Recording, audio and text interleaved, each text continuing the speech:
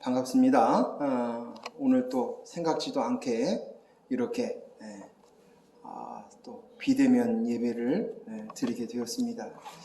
하나님께서 한순간도 우리를 지켜주시지 않으면 우리가 온전하게 우리가 평소에 당연한 것으로 여겼던 그 누림이 사라질 수 있다는 생각이 들어갑니다.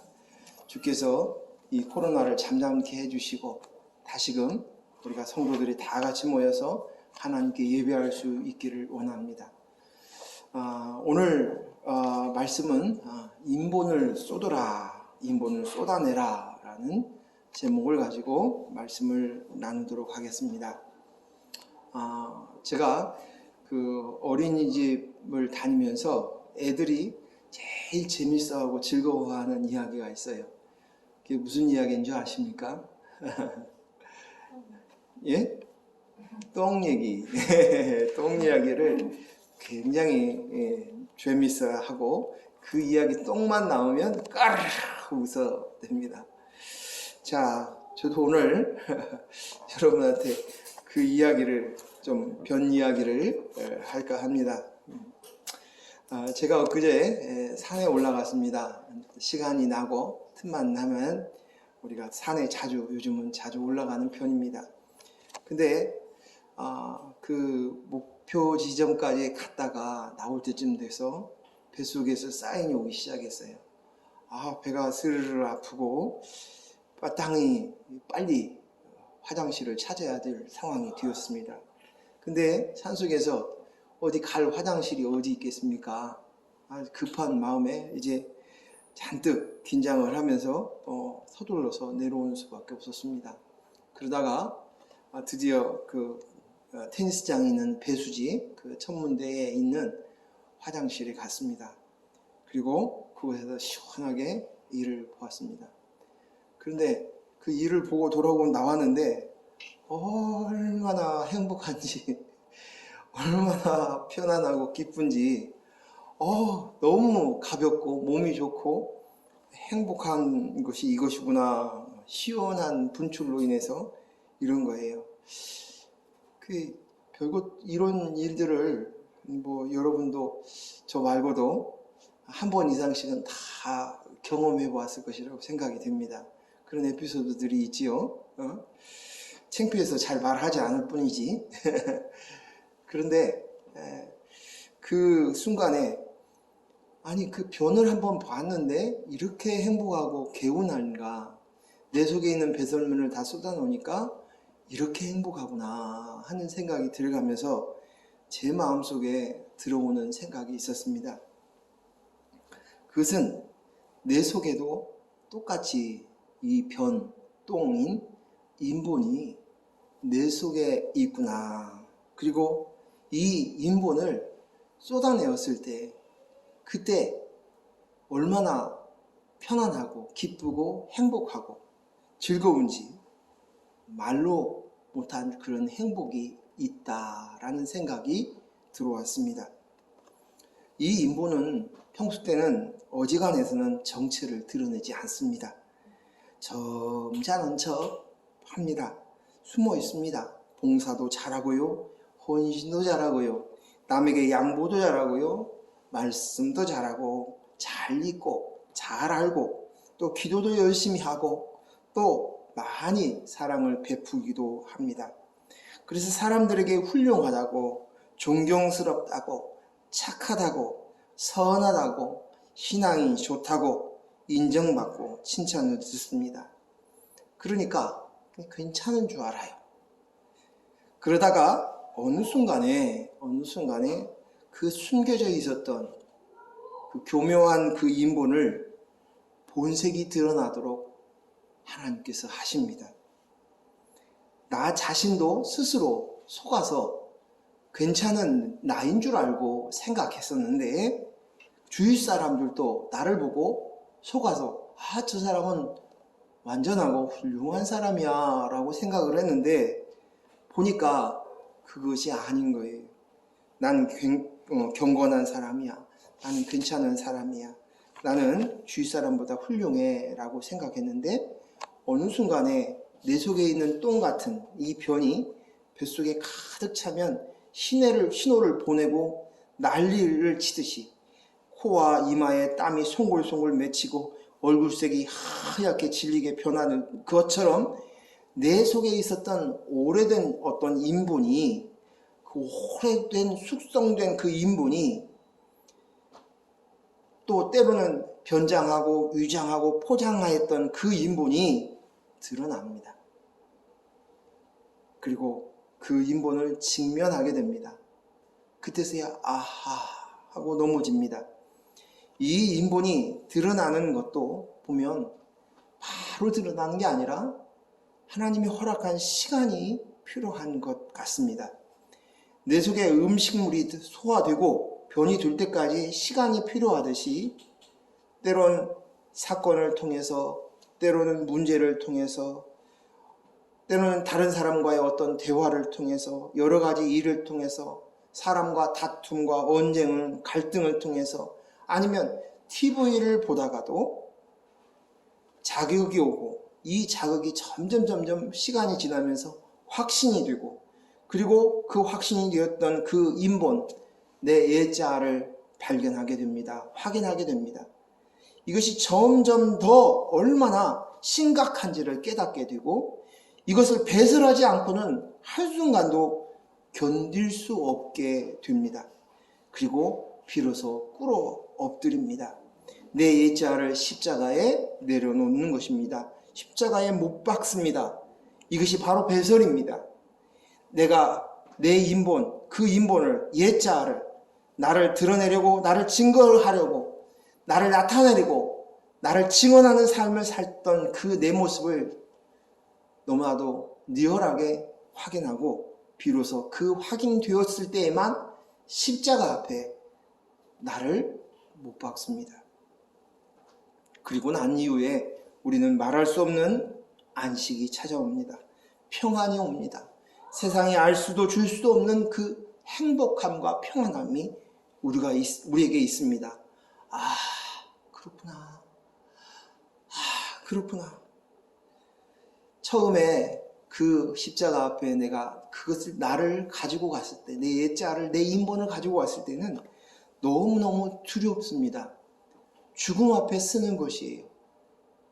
염려스럽고 걱정스럽고 내가 없어지는 것 같습니다.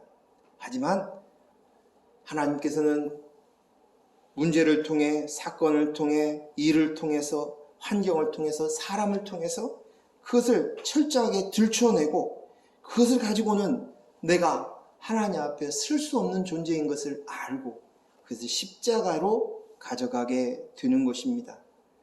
사실 내 추한 애자, 인본을 맞닥뜨리는 것이 결코 쉬운 문제는 아닙니다.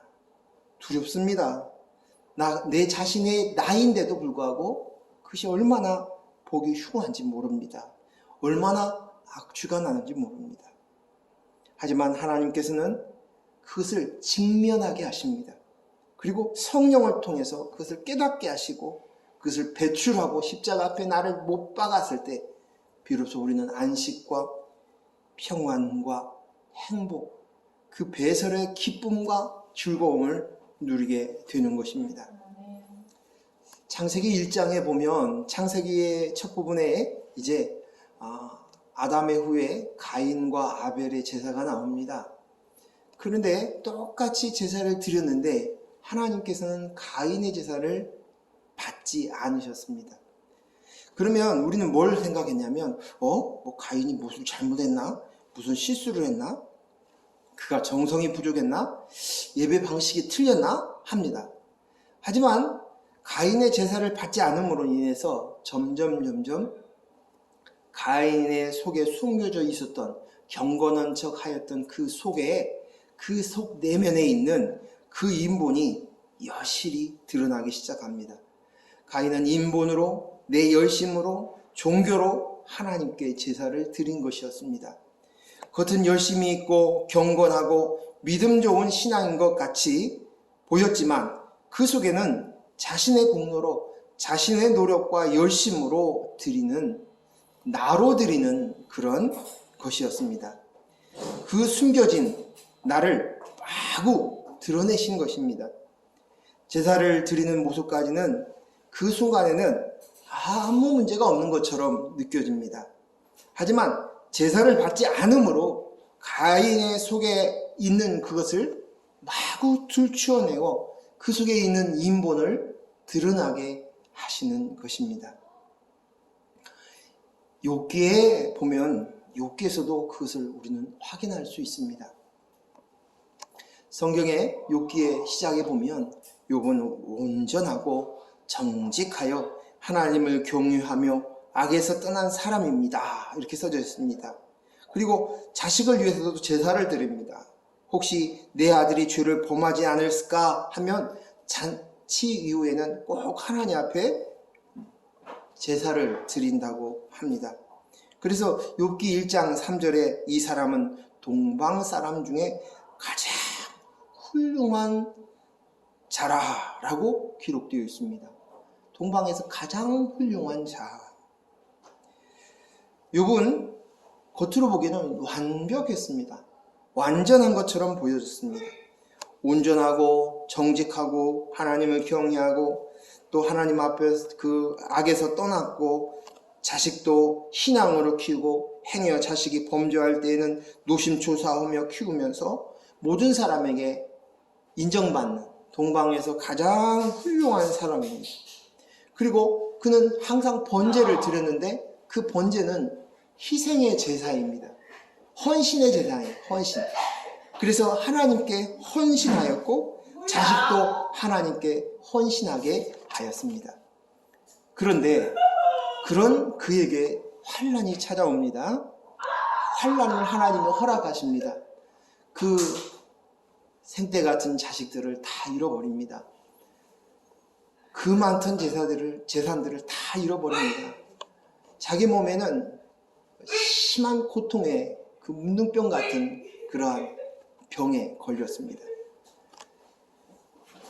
주위의 모든 사람이 그를 향하여 정죄하기 시작합니다. 이런 환난이 들어오자 그 속에서 우리는 욥기를 통해서 숨겨져 있던 경건한 것처럼 보이고 완전한 것처럼 보이고 온전한 것처럼 보이고 훌륭하게 보였던 그 욥 속에 숨겨져 있는 정체를 드러내게 하시는 것입니다. 욥기 1장 20절에서 22절에 보면 욥이 환난 가운데 이런 것을 고백합니다. 욥이 일어나 겉옷을 찢고 머리털을 밀고 땅에 엎드려 예배하며 이르되 내가 모태에서 알몸으로 나왔은즉 또한 알몸으로 돌아갈지라. 주신이도 여호와시오 거두신이도 여호와시오니 여호와의 이름이 찬송을 받으실지니라 하고 이 모든 일에 욥이 범죄하지 아니하고 하나님을 향하여 원망하지 아니하니라 라고 얘기합니다. 하나님을 예배하고 하나님을 원망하지도 않고 범죄하지 않으려고 하였습니다. 우리는 이 모습을 보면서 와, 욥의 신앙이 대단하구나, 정말 훌륭하구나 라고 생각합니다. 그런데요, 그랬던 그 욥에게 끊임없이 친구들이 공격합니다.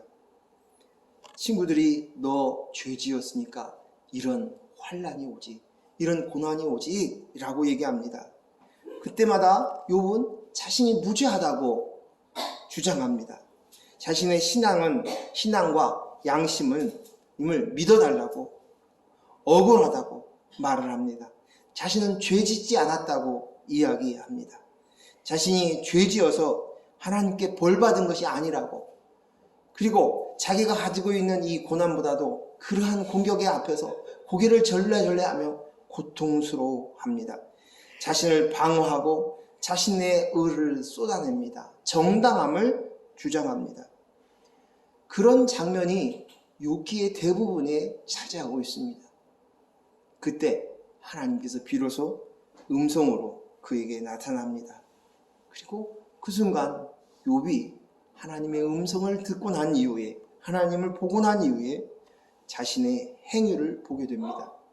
이 모든 행함들이, 모든 예배, 섬김, 봉사, 사람에게 베푸는 공괴, 또 사랑, 이런 모든 것들이 자신의 의를 쌓는 것으로 생각했던 것입니다.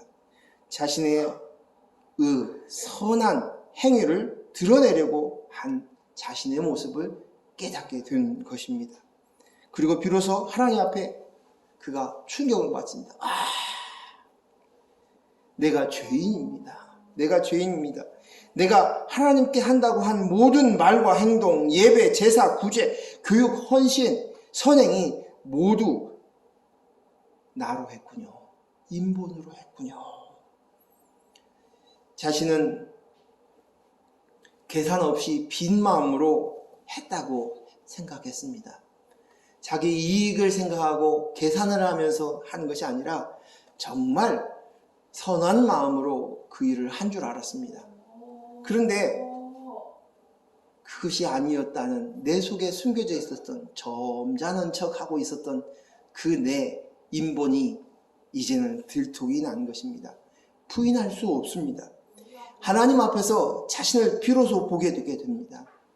그러자 그가 할 수 있는 것은 이제 티끌과 재 가운데서 회개합니다. 욥기 42장 5절 6절에서 이렇게 고백을 합니다. 내가 주께 대하여 귀로 듣기만 하였사오나 이제는 눈으로 주를 보옵나이다. 그러므로 내가 스스로 거두어드리고 티끌과 재 가운데서 회개하나이다. 나는 잘못이 없다고, 나는 무죄하다고, 나는 의롭다고, 나는 정말 억울하다고 외치던 욥이 비로소 자신의 인본, 예자로 나로 하나님을 섬긴 것을, 그리고 그 섬겼던 것을 공로로 삼으려고 하는 자신의 모습을 깨닫고 회개합니다. 그리고 난 티끌입니다. 난 죄입니다. 아무것도 아닙니다라고 고백합니다. 그러자 놀랍게도 내 속에 있었던 배설물이 나온 그 순간 누렸던 것처럼 평안과 안식과 행복, 기쁨을 누립니다. 전에는 그가 고백합니다. 전에는 내가 귀로만 듣기만 했는데 이제 눈으로 보옵니다. 고 고백합니다. 이것이 무엇이냐? 천국입니다. 하나님을 보는 것입니다. 세상에 줄 수도 알 수도 없는 평안과 안식인 것입니다. 내 애자가 여전히 주인 노릇하고 있었던 그 인본이 드러내고 때가 참에 그것을 토해내게 합니다. 십자가의 훈련이 되고 난 후에 비로소 세상에 없는 그 안식을, 그리고 하나님을 보게 됩니다. 우리 한자에 백문이 불여일견이라는 말이 맞습니다. 비로소 내가 뒤로만 듣더니 이제는 하나님을 보게 됩니다. 얼마나 놀랍습니까? 할렐루야, 현실이 된 것입니다. 하나님이 현실로 와닿는 것입니다. 이것이 바로 천국입니다. 이것은 어떤 것과 비교할 수 있는 큰 기쁨입니다. 감격입니다. 행복입니다. 제가 20대 초반에 하나님 앞에 심각하게 내 인생의 문제를 가지고 나아가서 기도를 한 적이 있었습니다. 밤새도록 하나님 앞에 기도하며 간구했습니다. 그런데 그 하나님의 음성을 영적으로 어느 순간에 듣는 순간에 너무 좋아가지고 주위에 있는 사람들이 보든 말든 상관없이 그 눈 위에서 춤을 추었던 기억이 납니다. 무슨 춤을 추었는지, 지치지 않을 만큼 땀이 흠뻑 젖을 만큼 한겨울에 춤을 추었던 기억이 납니다. 이것이 바로 하나님이 실제 하심들을 내가 이제는 듣기만 하였다가 눈으로 보는 이 감격인 것입니다. 하나님은 이 작업을 작업을 위해서 때로는 사건을, 문제를, 고난을, 역경을, 환난을, 또 때로는 인간의 관계를 이용해서 하신다는 것입니다. 오늘 창세기의 말씀을 본문으로 정했습니다. 창세기 1장에서 11장까지는 이 세상을 창조하신 이 세상에 대해서 하나님께서 말씀하셨어요. 창조하셨고 그 창조하신 것이 부패하는 것을, 그리고 12장에 오면 비로소 이제 아브라함 구원의 여정이 시작되는 것을 볼 수 있습니다. 세상 애굽으로부터 이제 구원의 길로 인도하는 장면이 12장부터 나옵니다. 그리고 그 주인공은 바로 아브라함입니다. 하나님은 아브라함을 부르십니다. 아브라함이 하나님을 찾아가신 것이 아니라 하나님이 아브라함을 찾아오셨고 그를 부르십니다. 그런데 이 아브라함의 모습들을 보면서 우리는 금방 또 인본으로 들어갑니다. 야, 아브라함은 정말 믿음의 조상이야. 훌륭한 믿음을 가졌어. 나도 아브라함처럼 훌륭한 믿음을 갖는 사람이 되어야겠지. 여기까지 가버리는 거예요. 그런데 이것은 똑같이 욥처럼 숨기고 있는 거예요. 인본으로 하나님을 생각하는 거예요. 찾아가는 거예요. 이것은 착각입니다. 하나님께서는 아브라함을 택하시고 하나님께서는 믿음의 사람으로 하나님이 아브라함을 만들어 가십니다. 그가 어떤 훌륭해서가 아니라 그가 어떤 결단과 노력을 통해서 되어진 것이 아닙니다. 아브라함은 여전히 우리와 똑같은 인본을 가지고 있는 사람이었습니다. 근데 하나님께서 아브라함을 부르신 것입니다. 오늘 저와 여러분이 동일하게 이런 부르심을 우리가 받은 자인 줄로 믿습니다. 거기는 내 어떤 의나 어떤 선함이나 어떤 착함이나 이런 것이 없어요. 공로가 있는 것이 아닙니다. 오늘 아브라함이 살았던 곳은 갈대아인들이 사는 우르 지역입니다. 이 땅은 우상의 땅이에요. 우상. 그래서 우상을 만들어서 생계를 이어가는 사람들이 많았다고 합니다. 근데 그 땅이에요. 근데 그곳에서 하나님께서 아브라함을 부르셨어요. 근데 부른 조건이 성경을 다 찾아봐도 없습니다. 설명하고 있지 않습니다. 그런데 단 어디에? 노아의 세 아들 셈과 함과 야벳. 이 셈과 함과 야벳에 있을 때 하나님께서 셈을 축복하십니다. 그러면서 셈의 하나님 여호와를 찬송하리로다 라고 말씀하십니다. 그 아브라함이 셈의 후손이었습니다. 이거 외에는 아무것도 근거를 찾을 수 없습니다. 아브라함의 공로가 아닙니다. 하나님의 택함과 섭리와 계획에 의해서 하나님께서 아브라함을 부르신 거예요. 그리고 하나님은 내가 너로 큰 민족을 이루게 하고 내게 복을 주어서 내 이름을 창대하게 하리라. 너는 복이 될지니라. 하늘의 별처럼 바다의 모래알처럼 이라고 말씀하십니다. 그런데 하나님이 지시한 땅, 드디어 하나님이 지시한 땅, 가나안 땅에 들어왔습니다. 근데 그곳에 들어오자마자 가난에 배고픔에 휩싸입니다. 왜? 기근이 찾아온 것이에요. 그래서 그때 아브라함이 또 어떻게 합니까? 어떻게 합니까? 애굽으로 자기 배를 채우기 위해서 애굽으로 들어갑니다. 애굽은 여러분 잘 알다시피 세상을 상징하는 곳입니다. 그 애굽에 들어가는 순간 자기를 지키기 위해서 애굽으로 들어가는 순간, 세상으로 들어가는 순간 그는 두려움이 오기 시작합니다. 사람들이 나를 공격하면 어떻게 하지? 나를 죽이면 어떻게 하지? 그래서 자기의 아내를 여동생이라고 속입니다. 여동생을 팔아버린 겁니다. 그리고 그 여동생을 바로의 아내로 주고 많은 금보화를 받습니다. 결국 그 위기 가운데 하나님께서 아브라함을 불러내셨습니다. 우리는 인본으로 들어가는 순간 우리에게 들어오는 첫 번째 증상이 두려움입니다. 염려, 걱정입니다. 그리고 두려움이 들어오면 무엇을 하냐면 나를 지키는 거예요. 내 아내도 나를 지켜야 돼요. 내 남편도 나를 지켜야 돼요. 내 자식도 나를 지켜야 돼요. 주의 모든 것이 나를 지켜야 되는 존재로 되어버리는 것이 나를 위해서 존재하는 사람들로 되어버리는 거예요. 어느 특별한 아브라함이 나빠서가 아니라 어떻게 자기 아내를 그렇게 해? 나 같으면 그렇게 하겠어? 아닙니다. 우리는 똑같이 이 세상에 들어가는 순간 우리는 두려움이 오게 되고 두려움이 들어오면 우리는 그들로부터 나를 지키기 위해서 모든 것을 동원해서 나를 지키려고 힘쓰는 것입니다. 아브라함에게는 남편으로서의 어떤 책임감도 없었고 또 보호도 없었고 존경도 받을 수 없습니다. 그런데 그곳에서 하나님은 아브라함에게 탓하지 않으시고 그대로 불러내십니다. 그리고 그 사건이 있고 난 이후에 13장으로 들어와 오늘 본문의 말씀이 있습니다. 13장에 들어오면 12장과 13장의 환경이 확 달라집니다. 다시 가나안 땅에 들어왔습니다. 그런데 이번에는 어떤 문제가 생기냐면 너무 많은 부를 가져서 12장에서는 가난해서 문제가 생겼다면 이번에는 너무 많아서 부자여서 다툼이 생겨나기 시작합니다. 이런 것을 보았을 때 오늘 우리는 부가 물질이 나를 행복하게 하고 나를 기쁘게 하고 만들 수 있는 물질이 무언가를 이룰 수 있을 것이라는 생각들을 내려놓아야 할 줄로 믿습니다. 물질이 문제가 아니라 내가 문제인 거예요. 나의 생각, 내 가치관이 문제인 것입니다.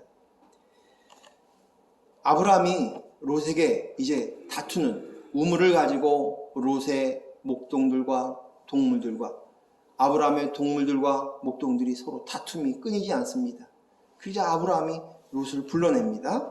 13장 18절, 8절, 9절 말씀에 아브라함이 롯에게 이르되 우리는 한 친족이라 나나 너나 내 목자나 내 목자나 서로 다투게 하지 말자. 내 앞에 온 땅이 있지 아니하냐.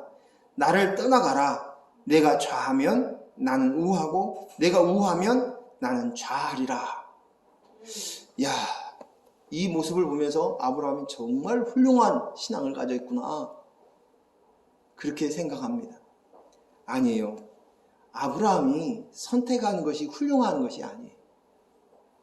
아브라함 안에 있었던 그 신앙, 하나님께서 아브라함 안에 있는 그 속에 있는 인본과 이 더러운 내 애자들을 들춰냄으로 인하여서 아브라함의 놀라운 변화가 있었는데 그것은 바로 세계관이 바뀐 거예요. 인생관이 바뀌어진 거예요.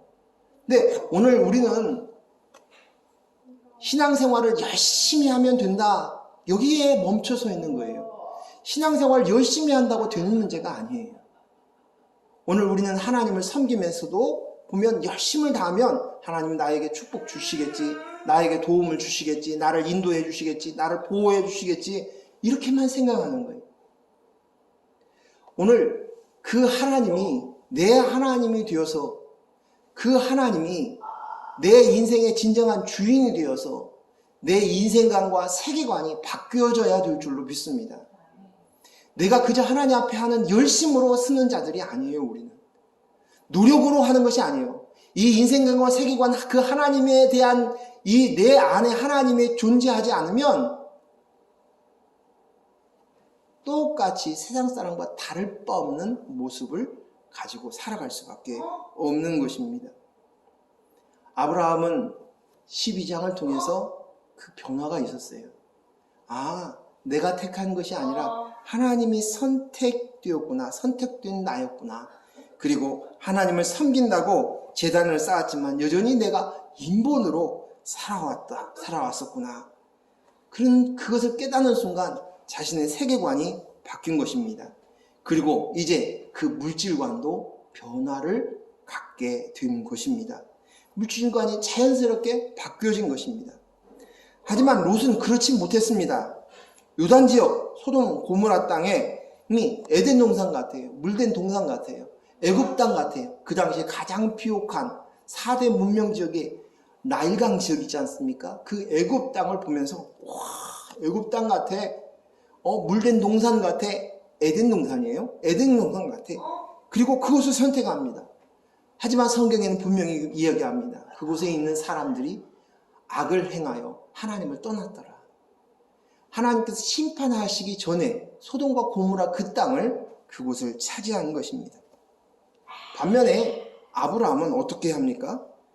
아브라함이 이야기하기를 롯아, 네가 좌하면 내가 우할게, 네가 우하면 내가 좌할게, 이렇게 얘기합니다.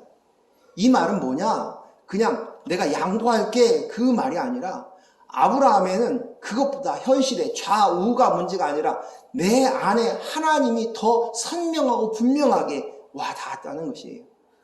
내 인생을 선택하시고 섭리하시고 계획하신 대로 이끌어 가신다는 그 믿음의 눈이 열려졌다는 거예요. 이런 세계관이 열려졌다는 것이에요. 그래서 그 안에 있는 물질관에, 눈에 보여있는 현재의 물질관에 괴념치 않은 것입니다. 내가 좌를 하든 우를 하든 하나님이 나와 함께 계시지, 내가 애굽 땅에 갔을 때 그것을 경험하는 거예요. 하나님이 나와 함께 계시지, 나를 인도하시지, 나를 이끌어 주시지, 보호하시지, 그것을 알고 있었던 것입니다. 물질을 따라가는 인생이 아닌 것을 선언한 것이에요. 오늘 대부분 부를 가진 사람들이, 그런 회장님이 그렇게 얘기를 해요. 제가 언뜻 어떤 사람 얘기하는 걸 보니까, 당신은 돈을 쫓아가는 사람이 되지 말고 당신이 하고 싶은 그 일을 충실하게 일을 하게 되면 그 돈이라 돌고 돌다가 당신에게 찾아올 겁니다. 그렇게 얘기했다는 거예요. 그것을 자기의 인생의 표지로 생각하고 자기가 잘할 수 있는 것을 열심히 했다. 그랬더니 이러한 물질의 축복이 왔다. 이런 얘기를 하는 걸 들었습니다. 우리는 물질을 따라가는 사람이 아니에요. 물질은 하나님께서 우리에게 사용하라고 주신 것입니다. 물질을 따라가면 우리는 물질이 내 주인이 되어버리고 맙니다. 물질이 많으면 내가 행복하고, 물질이 없으면 불행하고, 물질에 따라서 행불행이 결정이 납니다.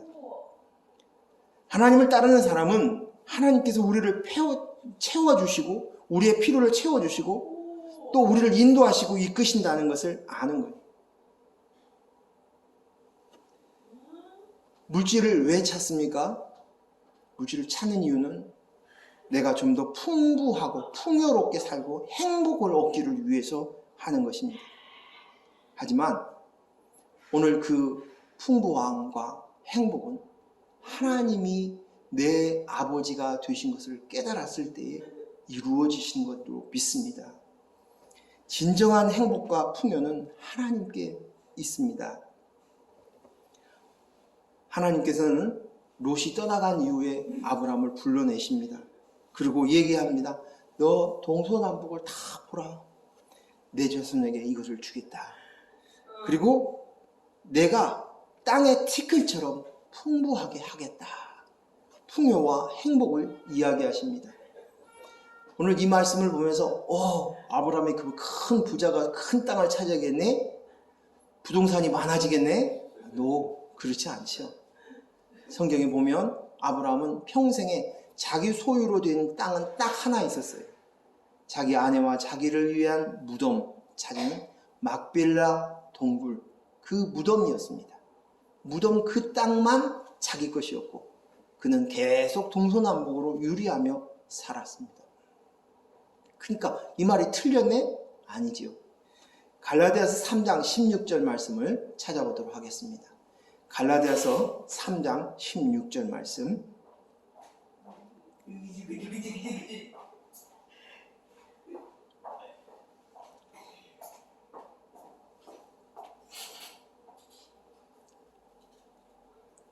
다 찾으셨으면 우리 같이 읽도록 하겠습니다. 갈라디아서 3장 16절 시작. 이 약속들은 아브라함과 그 자손에게 말씀하신 것인데 여럿을 가리켜 그 자손들이라 하지 아니하시고 오직 한 사람을 가리켜 내 자손이라 하셨으니 곧 그리스도라. 아멘. 여기에 있는 그 티끌같이 많은 자손을 이야기하는 것이 내 자손이 아니라 그것은 바로 예수 그리스도를 이야기하는 것이라는 것입니다. 예수 그리스도가 이 땅에 오심으로 말미암아 이제 우리가 하나님과 나 사이에 관계가 회복이 되었고 이제 하나님 나라에 살게 되었습니다. 하나님 나라를, 하나님 그 땅을, 아브라함이 약속했던 그 땅을 우리가 차지하게 되어주는 줄로 믿습니다. 그 차지한 그것이 가장 큰 풍요요 행복인 것입니다. 번성인 것입니다. 예수 그리스도가 바로 풍성이고 번성이고 행복입니다. 물질이 아닙니다. 물질을 말하고 땅과 우양을 말하는 것은 진짜 풍요이신 본성이신 예수 그리스도를, 하나님 나라를 가르쳐 주시기 위한 그림자예요. 그림자. 이것을 우리는 분명히 알아야 합니다. 그래서 신명기 33장 29절, 이스라엘이여 너는 행복한 사람이로다. 여호와의 구원을 너같이 받은 백성이 누구냐? 그는 너를 돕는 방패시요 내 영광의 칼이시로다. 내 대적이 내게 복종하리니 내가 그들의 높은 곳을 밟으리로다. 아멘. 오늘 우리